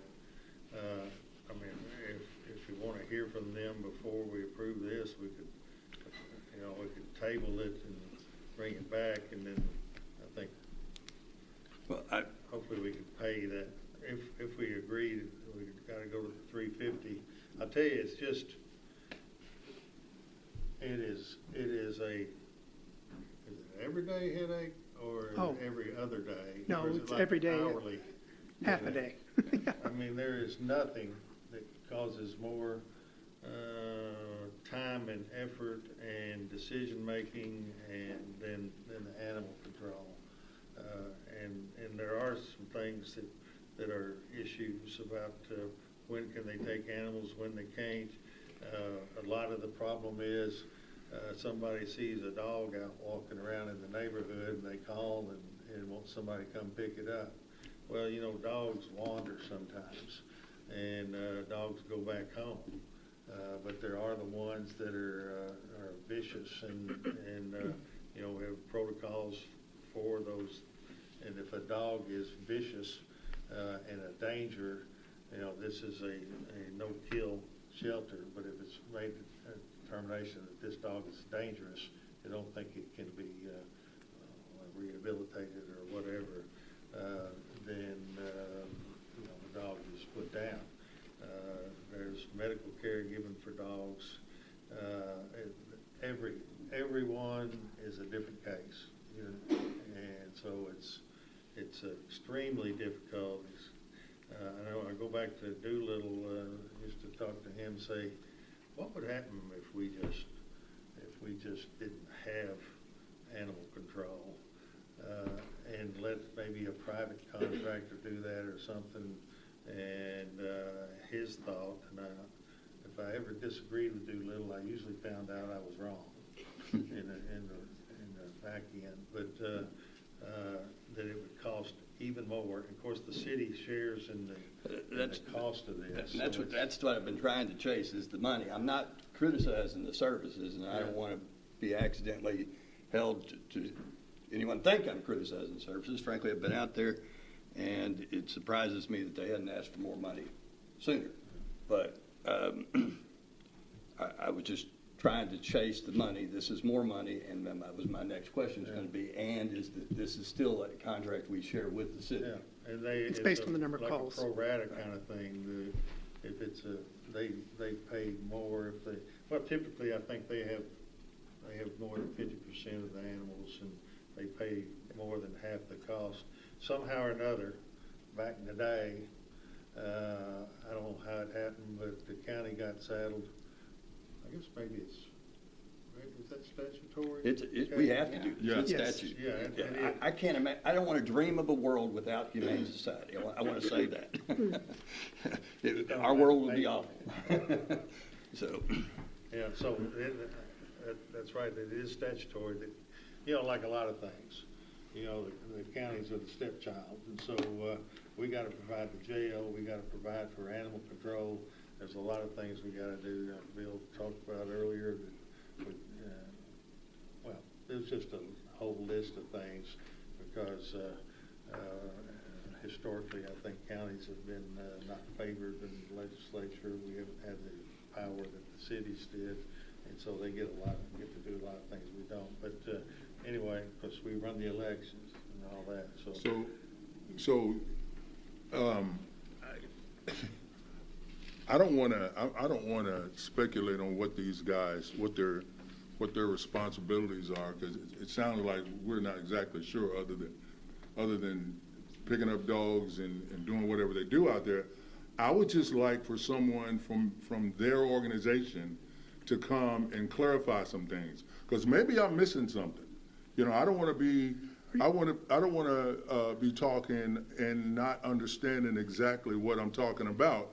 And what it sounds like here is like, okay, they're supposed to take care of our animal control problem. Okay, what exactly does that mean? And if that is the case, at what time, at what level have you gotten to the point where you can no longer do what the contract says you must do, which is which is laid out in, like these gentlemen just said, it's our responsibility to take care of it.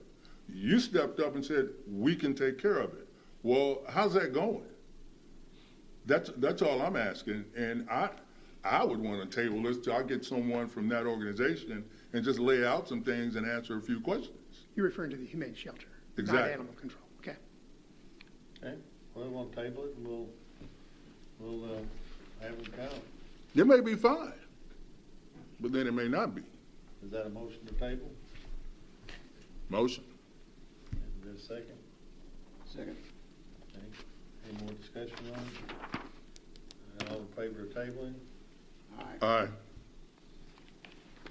Table, you don't- It doesn't need my vote. They voted for it. I don't mind tabling it. I think we're going to find out that they have been getting by on less, but I think it'll be healthy for us to learn. So. All right, that carries then. That contract's in your email. Oh, it's Okay. in the email. I could tell you were telling me something, and I'm sorry.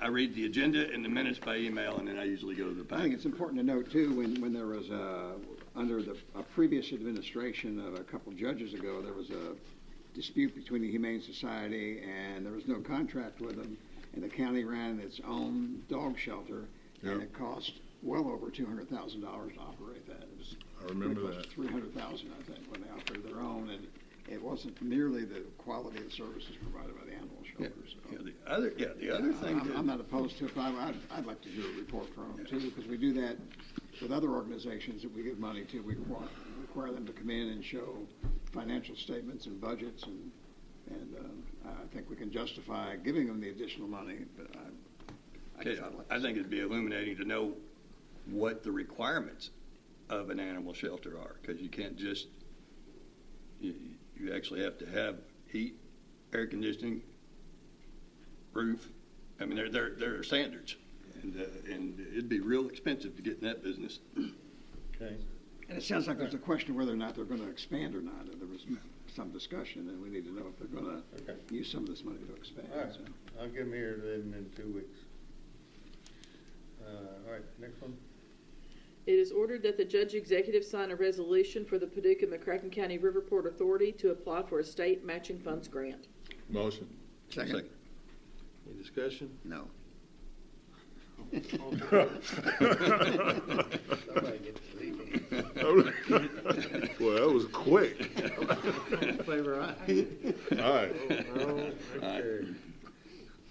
It is ordered that the treasurer is authorized to pay $145,312.24 to the Paducah McCracken County Riverport Authority for one-half debt payment for equipment loans from money allocated in the fiscal year 2025-2026 budget. Motion. Second. Discussion. All in favor, aye. Aye. Opposed, no. That carries. It is ordered that the treasurer is authorized to pay CFSB Visa in the amount of $1,056.40 for retirement plaques and meritorious service and valor medals. The cost is from the Federal Drug Forfeiture Fund. Motion. Second. Discussion. All in favor, aye. Aye. Opposed, no. That carries. It is hereby ordered that HCC Tactical be awarded the quote of $29,772.44 for OpsCore AMP headsets and accessories for the McCracken County Sheriff's Office. HCC Tactical was selected based on being the lowest and most responsive quote. It is further ordered that the treasurer be authorized to pay the invoice. The cost will be paid for from contingency appropriations. Second. Second. I mean, motion. My bad. I mean second. Okay. Discussion. All in favor, aye. Aye. No. Aye. That carries. It is hereby ordered that Avanti change order number 2D is shown on the attached documents and dated October 23rd, 2025 be approved. In summary, the change order agrees to increase the contract by $8,775. The new contract amount will be $66,578.56. The contract changes include the update and installation of 2 refrigeration systems. So moved. Second. Discussion. All in favor, aye. Aye. Opposed, no. That carries. It is ordered to pay the invoice dated January 25th, 2026 to PFGW for the Sports Complex project in the amount of $27,881.65. This is pursuant to the interlocal cooperation agreement dated September 7th, 2022 between the City of Paducah, Kentucky, the County of McCracken County, Kentucky, and the Sports Tourism Commission. As per the interlocal agreement, the City of Paducah pays half of the invoice to McCracken County. Motion. Second. Discussion? All in favor, aye. Aye. Opposed, no. That carries.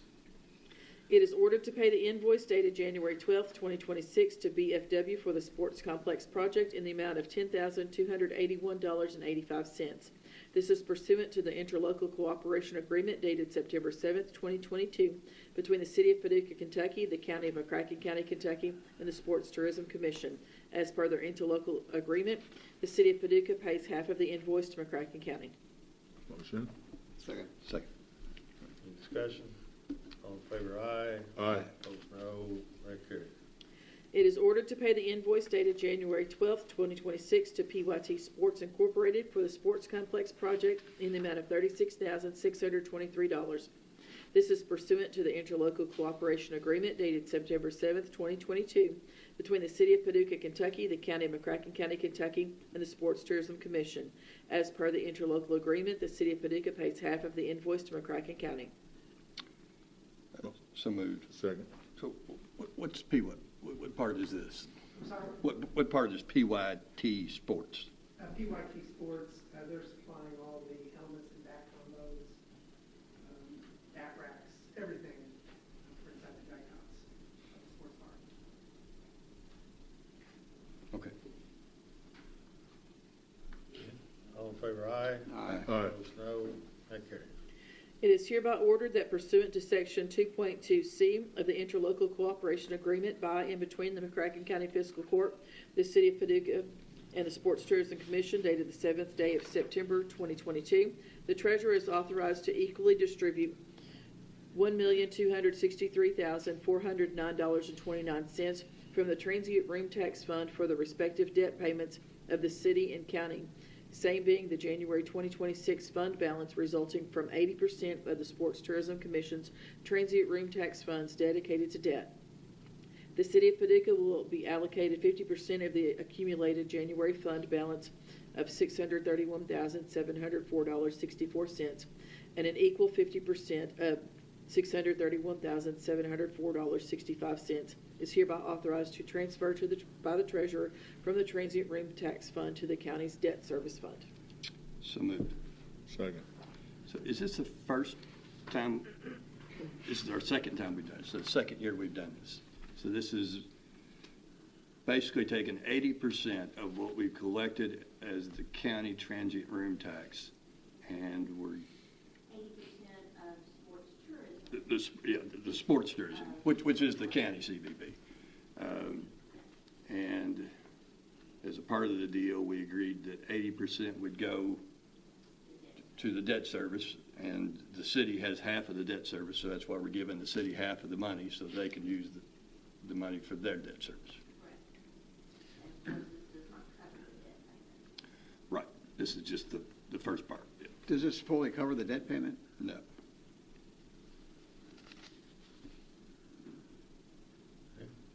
Any other discussion? All in favor, aye. Aye. Opposed, no. That carries. It is hereby ordered that pursuant to the monetary reimbursement restrictions and calculations set forth in Sections 246 of Kentucky Constitution and KRS Sections 15.765 and 64.530, the salary of the McCracken County Attorney is hereby adjusted to $61,043.48. The present adjustment is conducted according to the conventional application of the Consumer Price Index as adopted by the courts in Coleman v. Hurst, 11 SW2D 133, Kentucky 1928, and Matthews v. Allen, 360 SW2D 135, Kentucky 1962. As communicated by January 27, 2026, correspondence from the Commonwealth of Kentucky Office of the Governor, Department of Local Government. This amount is subject to all legal deductions and further orders of this court. This amount shall be retroactive to January 1st, 2026. So moved. Second. So this order doesn't say the 2.7, but is at the 2.7, meaning that the 2.6, our state has gone together and told us all that the cost of living increases for everybody in the state is 2.7. So this is the 2.7. Okay. Thank you. All in favor, aye. Aye. Opposed, no. That carries. It is hereby ordered that effective January 1st, 2026, the salary of the McCracken County Coroner be increased to $87,415.57, and the McCracken County Commissioners be increased to $32,692.87. This adjustment is made pursuant to the memorandum of the McCracken County Attorney dated January 14th, 2022, and reflects the 2.7% increase in the Consumer Price Index as communicated by the January 27th, 2026 correspondence from the Commonwealth of Kentucky's Office of the Governor, Department of the Local Government, and as provided in KRS 64.527, stating the annual rate of compensation to which these elected officials are entitled. This amount is subject to all legal deductions and further orders of the court. Motion. Second. Any discussion? All in favor, aye. Aye. Opposed, no. Carries. It is ordered to approve the January 2026 transient room tax in the amount of $334,745.09 to be dispersed as follows. Paducah CVB, $96,489.77. Convention Center, $66,516.30. Sports Tourism Commission, $103,046.04. Escrow Fund, $68,692.98. So moved. Second. Discussion? All in favor, aye. Aye. Opposed, no. That carries. Ordinance, first reading. McCracken County, Kentucky, McCracken County Fiscal Court, ordinance number 2026-01. An ordinance amending the insurance premium tax ordinance, ordinance number 2020-01, by reducing the tax amounts on certain categories of insurance. Summary. The action taken in the present ordinance is authorized by KRS 91A.080 and operates to amend the insurance premium tax ordinance, McCracken County Ordinance 2020-01. This ordinance reduces the tax on premiums received by insurance companies for the categories of both automobile and life insurance from the current 6.9% to 4.9%, with an effective date of July 1st, 2026. The reduction of this tax is a result of McCracken County now being in a sound financial position and the fiscal court's determination to take measured action to reduce the tax burden on McCracken County residents and businesses whenever practical and always in accord with principles of sound fiscal management. Further, this ordinance establishes an annual practice of the McCracken County local government reviewing the insurance premium tax rates for possible further reduction. Lastly, this ordinance operates to change the remittance address of the McCracken County Treasurer for insurance premium tax documents to P.O. Box 2285, Paducah, Kentucky 42002-2285. Certification. It is hereby certified by the McCracken County Fiscal Court that the present summary represents an accurate official statement of the main points of and contents of ordinance number 2026-01. Public inspection, ordinance number 2026-01, shall be available for public inspection in its whole and complete form in the McCracken County Judge Executive Office during ordinary business hours. Motion. Second. So this is the first reading. I'd like to see if any indication that we're not possibly passing on the second reading. Do we have some discussion we want to have at this point? Sure.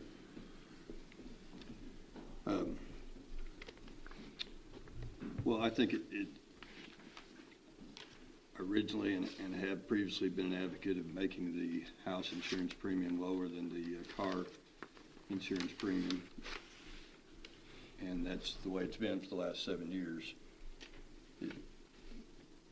Now that we have passed the moment of being broke and now are to the point where we actually can pay for projects, pay for good county government, and reduce taxes. 6 months ago, we passed a fund balanced policy. Yep. And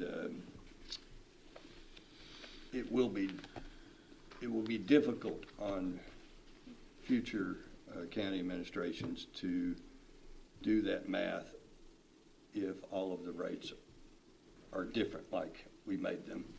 And I think it will be easier on them to be transparent and answerable to the taxpayers by having a solid rate across the board for all of the insurance services that are charged.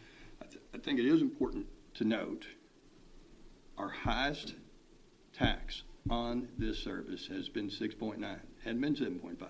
It's been 6.9. It's the highest. And for the last 7 years, so 6.9 was on cars, car insurance.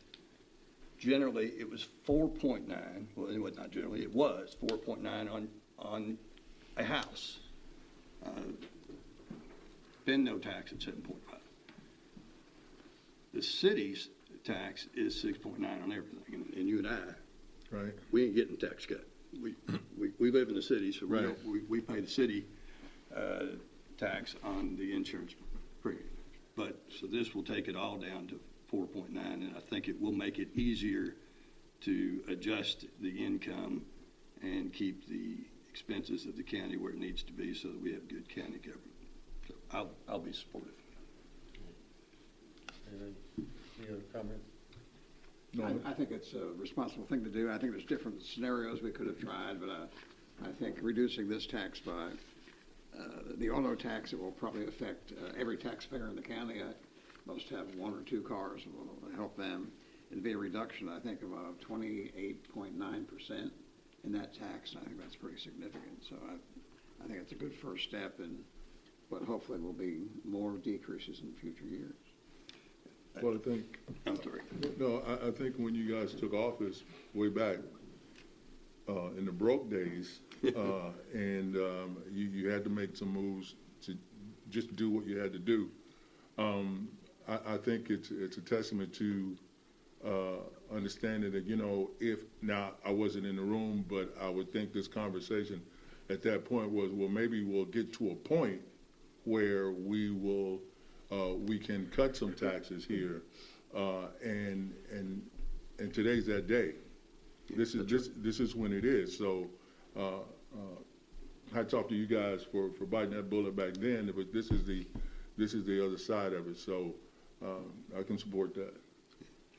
And I did thank you for saying that, because I am remembering we had to have a special meeting for this tax, and this room was packed and full. And I remember that night, because I think it was a 3-hour meeting in which the community asked questions and we answered questions. And I think most left there thinking, well, that's what they got to do. Because the county, 7 years ago, the county was dead. In November of 2019, 700,000 in the checking account, and we spend $700,000 just to keep everybody's payroll every 14 days. We just did not have money, particularly in November of the year.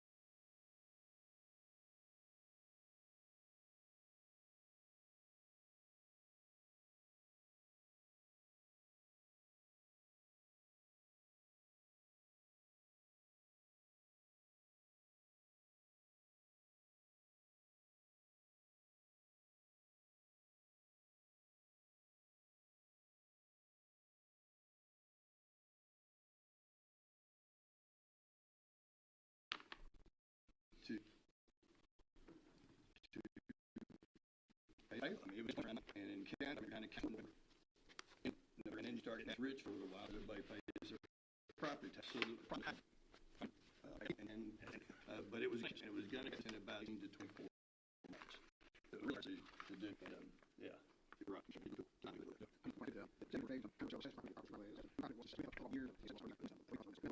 just had that problem cash flow. It's a cost site that needed to be done. If we hadn't done that, raised the money from that tax increase, we wouldn't have been able to do that. And we will raise, there'll be a major industry, I think fairly soon, we'll go into the triple rail site. It allows us to make other investments in the community. We made improvements to parks in Lone Oak and Ridgeland and Heath and a lot of things we did in Carson Park. And we've just been able to do a lot of things because we raised that money. And they're things that affect the public and our services for the public we've done.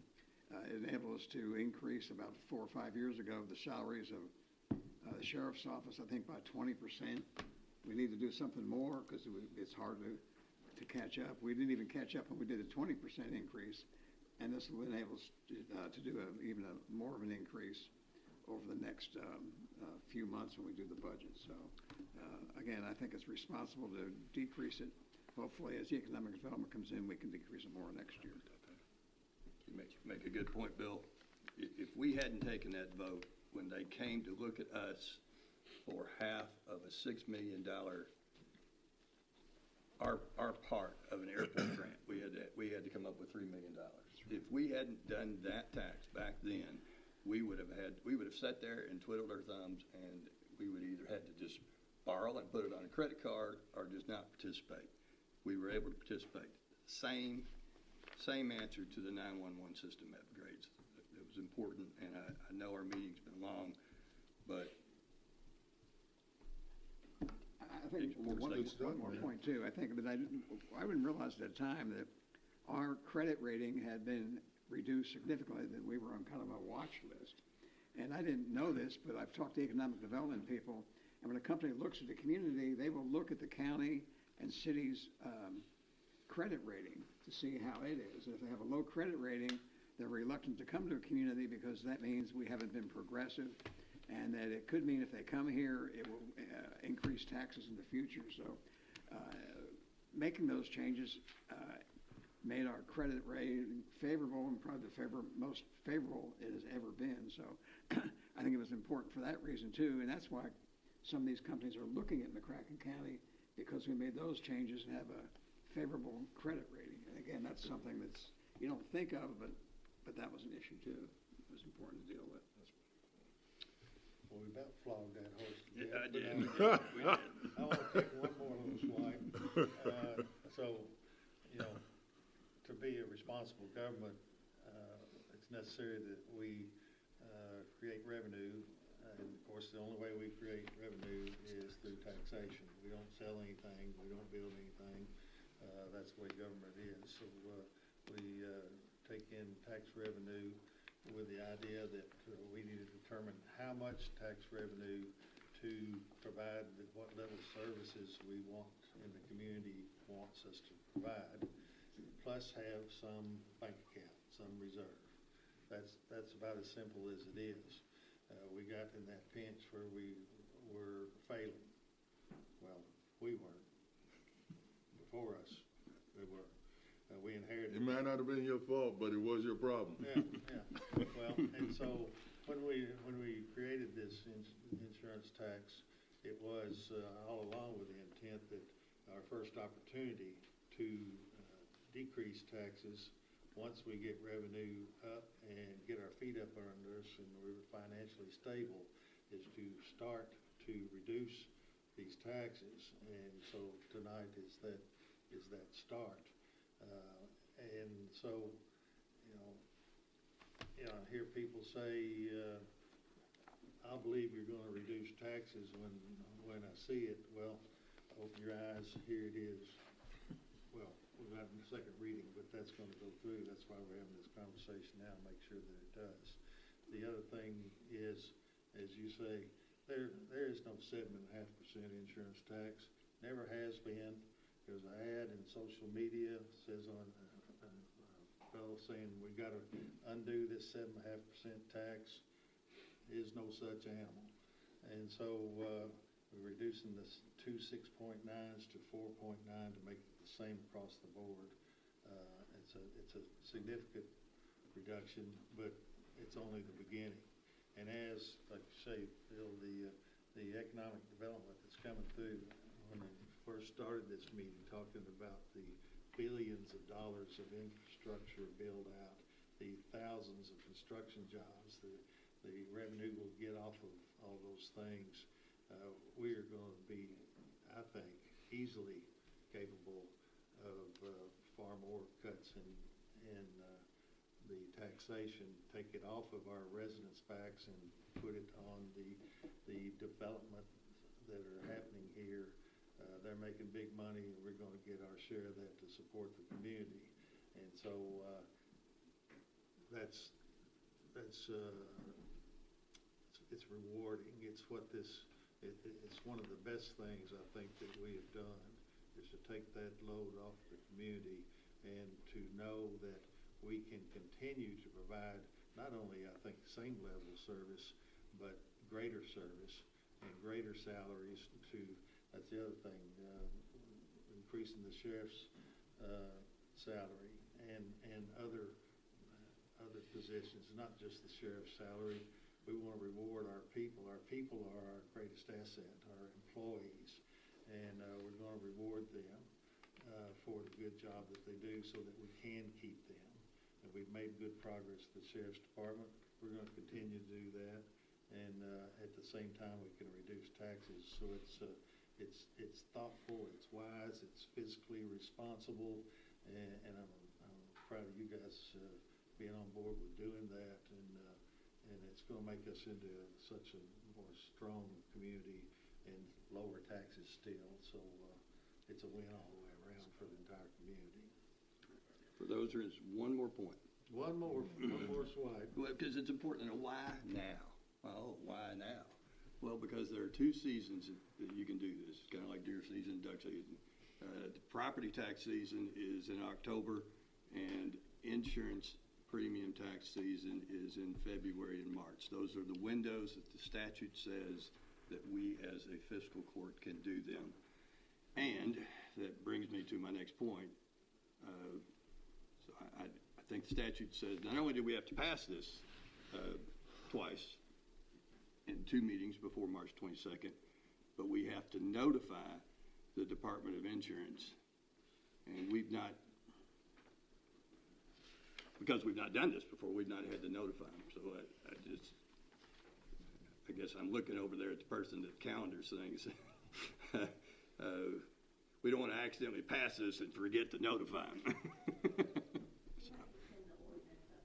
Right.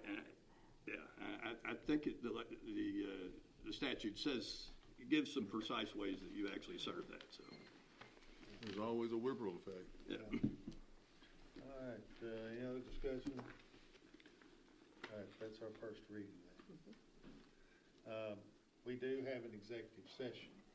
I need a motion to go into executive session for the exemption under KRS 61810-1G, a specific proposal by a business entity where public discussion of the subject matter jeopardize the location, retention, expansion, or upgrading of a business entity under that statute. Second. All in favor, aye? Aye. No. We won't be taking any action, so those of you who enjoy doing something other than this, see you tomorrow. If you don't, you hang around. We'll go in.